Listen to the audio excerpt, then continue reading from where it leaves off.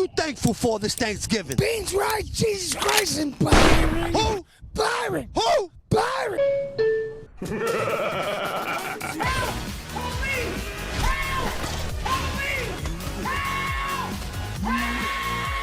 Welcome back to the channel, everyone. Today I get to talk about a character that I wanted to do for a long time, Bryan Fury. Bryan is all about keep out, strong counter hits, unorthodox pressure, and a high degree of space control. Bryan Fury really highlights why Tekken is such a great game. His gameplay is so exciting to watch. If we had to say which character has had the biggest impact on the tournament scene, I probably would say it's Bryan Fury. Some of the most hype moments we can think of had to be when Bryan Fury was being piloted, whether it was by Jimmy J. Tran or whether it was Knee. This is going to be big damage. It's going to be okay. Oh, getting a hard attack. He's got full meter. Knee's going to touch. Oh! Let's go!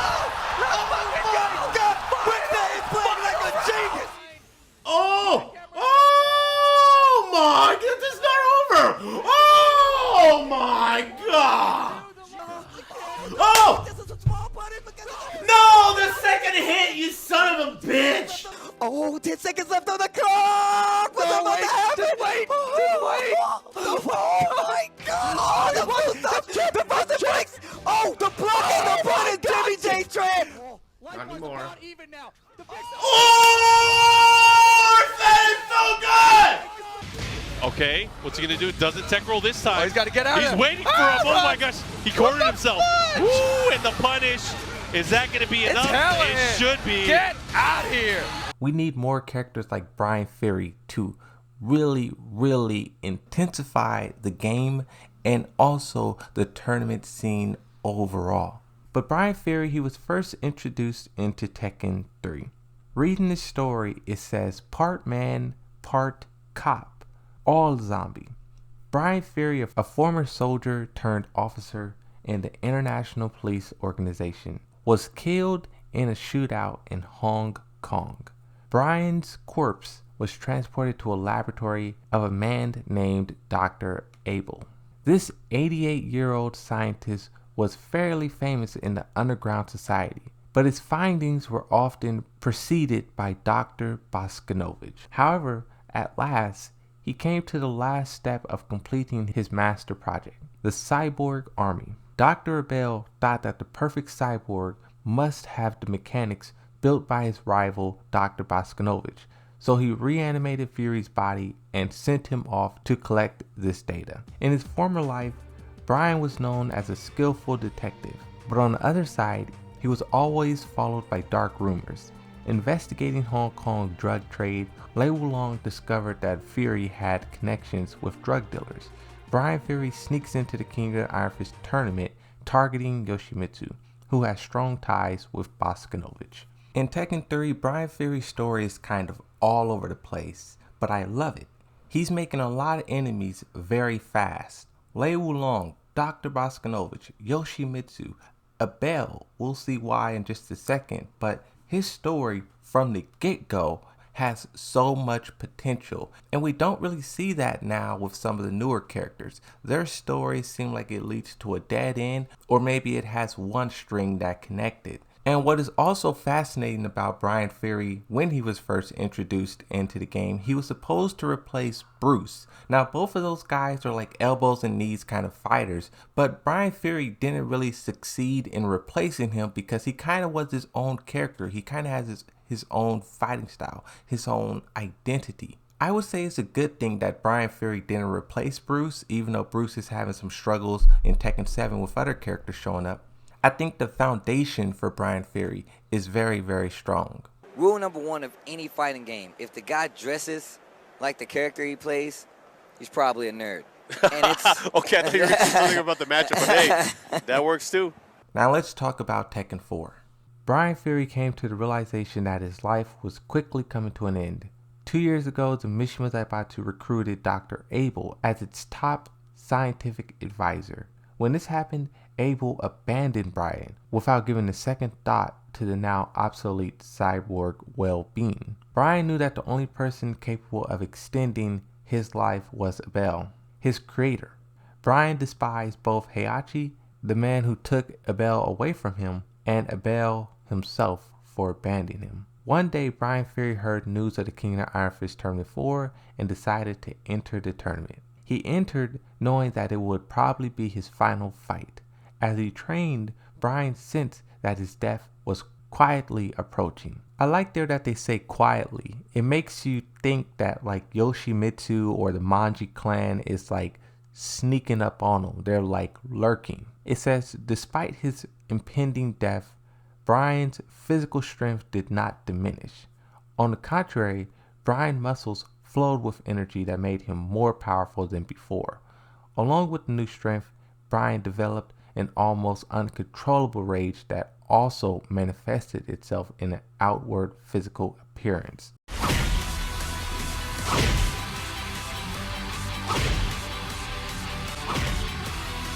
This here adds so much depth to the character. We usually think of Bryan Fury as like a maniac, as like a monster, something to be feared. But here, he's kind of fearful himself. He feels his life slipping away. And he's going to do the most Bryan Fury thing possible and enter in the tournament and cause havoc, wreak absolute destruction.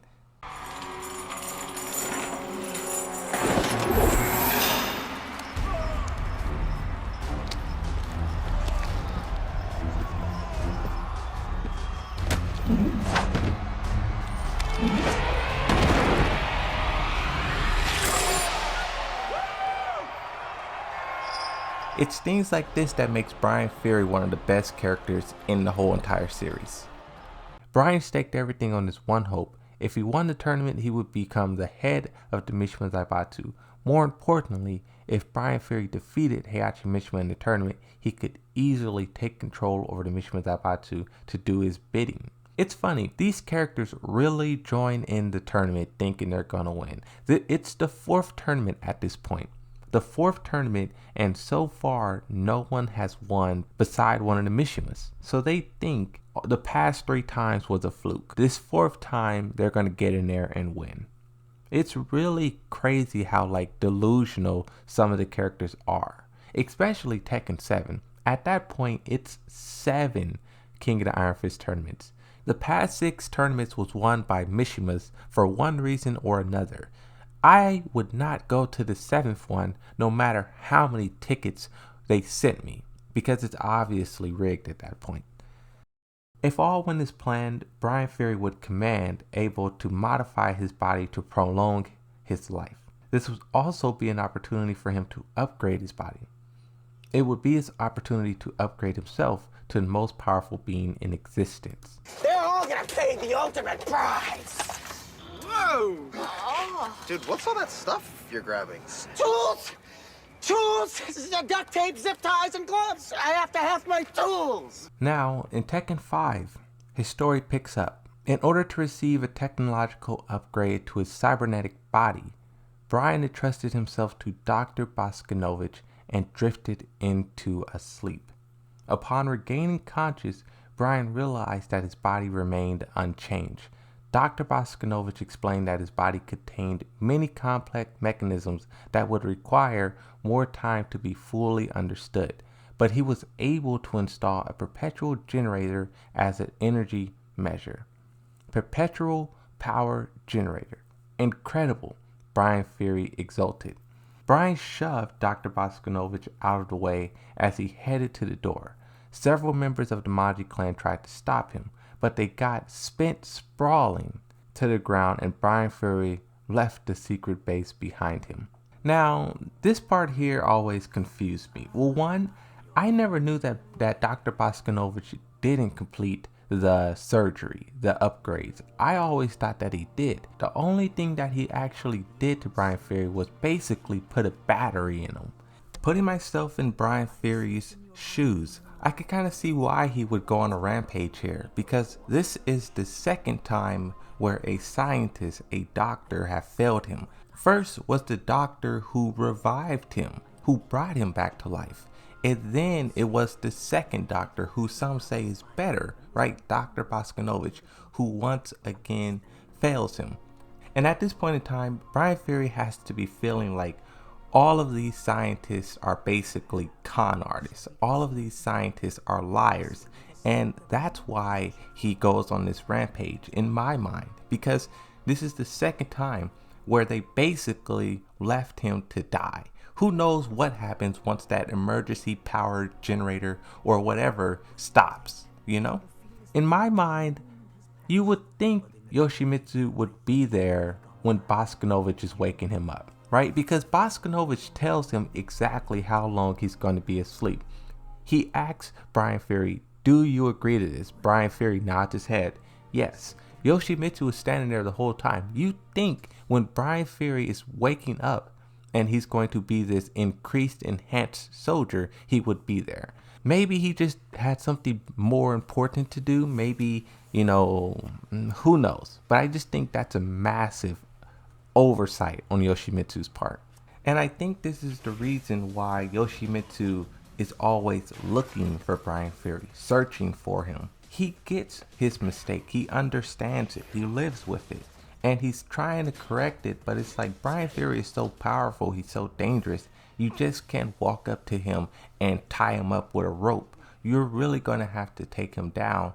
And Yoshimitsu, every time Bryan Fury does something, it all goes back to Yoshimitsu. And really, it goes back to Dr. Abel for reviving him in the first place. It then casting him off. Dr. Abel could have put Bryan Fury on a better path, but he chose not to. Yoshimitsu could have been there to stop Bryan Fury, but he wasn't.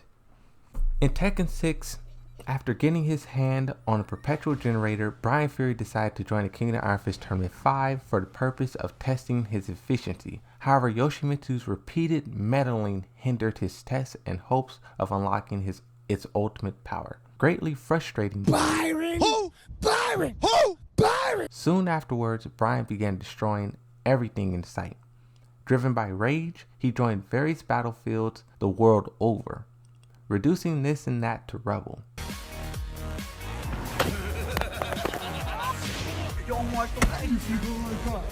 However, he soon grew tired of the sameness of it all. This is kind of interesting. So he was a soldier, he left the force and became a cop. He died, came back to life, and then he had this battery that worked, but it didn't fully work. And then he joined back into the military. I'm guessing the US military or Hong Kong or whatever he's at, right? He joined back into the military, and then he started fighting wars. I'm guessing these are the wars he's fighting against the Mishima Zaibatsu because he doesn't like Heihachi. I don't know if he likes Jin, but he definitely doesn't like Heihachi. So he's probably fighting against them, which is all fine and dandy because Jin wants... See, that's the thing. Jin isn't trying to conquer the world. He doesn't want to just invade and take over. He wants these battles to go on and on and on. He wants these battles to be drawn out. That way, the chaos, the darkness can be drawn out. Jin isn't just trying to capture these places. He's trying to create madness. And Bryan Fury being on the battlefield definitely helped him a lot, even if he is fighting against him. The story picks up. Bryan Fury is a dab hand at making enemies. But when you travel the world picking fights, that's not exactly a surprise. So when Bryan Fury appeared in a world-torn city, he took the opportunity to go on an indiscriminate rampage. With the world turned upside down by the constant fighting, Bryan was in his element. So when a rotund, sluggish-looking man approached him, amid the chaos, Bryan could only lick his lips in glee at the prospect of a new victim. Now this is Bob they're talking about. So far, Bryan Fury's story reads perfectly, I would say. It's definitely progressing. He's definitely moving along. He's meeting other characters, Lei Wulong, Boskanovich, Abel, Yoshimitsu. He's definitely progressing. But now what I want to see for the character is two things.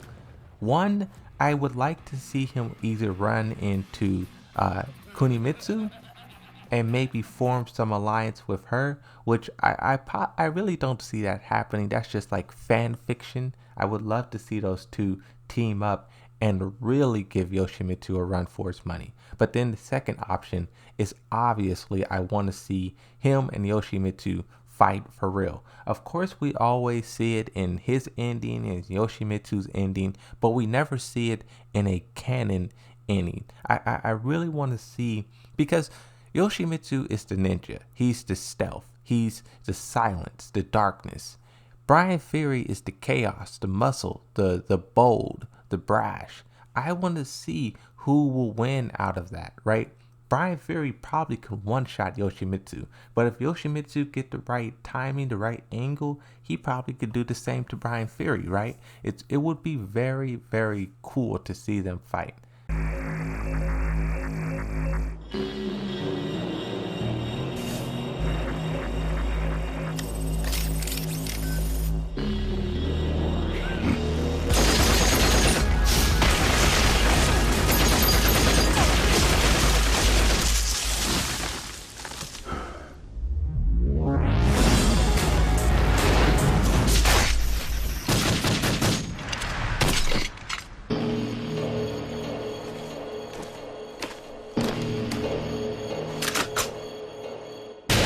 I'm praying we get that in Tekken 8. It's been so long.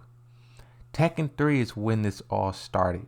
Tekken 8 is going to be the 5th game. The anticipation is high for a lot of these characters' story, and I'm hoping they finally start to answer the question, the real questions, the real things we want to see. So you got to remember, Knee is the one that really popularized the use of the taunt, and he was able to utilize it in such a way that it becomes a threat. You have to be careful on how you get up.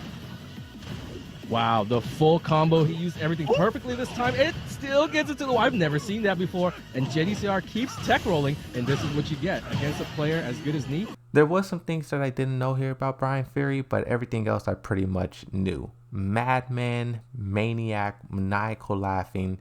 One thing that I will say, and I believe Knee said this probably like 3-4 years ago now, but the ending when Bryan Fury is punching you, he's sitting on your chest and he's just wailing on you. Knee said he's surprised that was still put into Tekken 7 because of how brutal it is. I wonder if they're going to put that into Tekken 8. Because that is a very, very brutal ending. That's going to be it for Bryan Fury's story. Very straightforward. You have a madman just getting madder and madder and madder. I have contained my rage for as long as possible, but I shall unleash my fury upon you like the crashing of 1,000 waves! And I wonder, when will something... Also, before I end the video, another thing that I do possibly want to happen, because Bryan Fury hates the Mishima Zaibatsu, right? But that does not mean he hates G Corporation.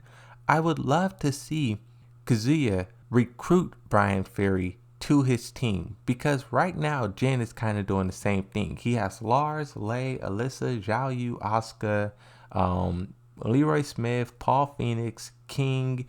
Jin has a lot of friends he can call on. You have to imagine Lita will be on that team. Lei will be on that team, right? Jin has a lot of allies, but I would also like to see Jin get some allies too, but not just a bunch of scrubs. I will want him to get like some heavy hitters.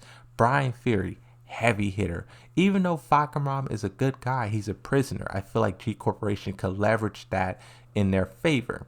Lucky Chloe, she's the face of G Corporation. Tekken, even though the story is fractured and a lot of these characters don't really have a purpose, they can really put together a Team Kazuya versus Team Jin in Tekken 8. That's really what it could be about. Imagine that. Imagine Tekken 8. The whole story is about Team Jin versus Team Kazuya. And you just see characters just battling the whole story, ambushing each other. It could get crazy. But that's going to be it, because it's starting to turn into a different video. But I did want to talk about Bryan Fury's story, because it definitely, like I said, Bryan Fury is one of the coolest characters in Tekken. I did a poll on Tekken subreddit, and he was top 3 most popular characters. Everyone's going to be anticipating what this character do in Tekken 8. His gameplay, his story, and his design, the progress. But that's going to be it. Thanks for watching. Hopefully you enjoyed this video, and I'll see you all next time. Bye-bye. Byron! Byron! Who? Byron!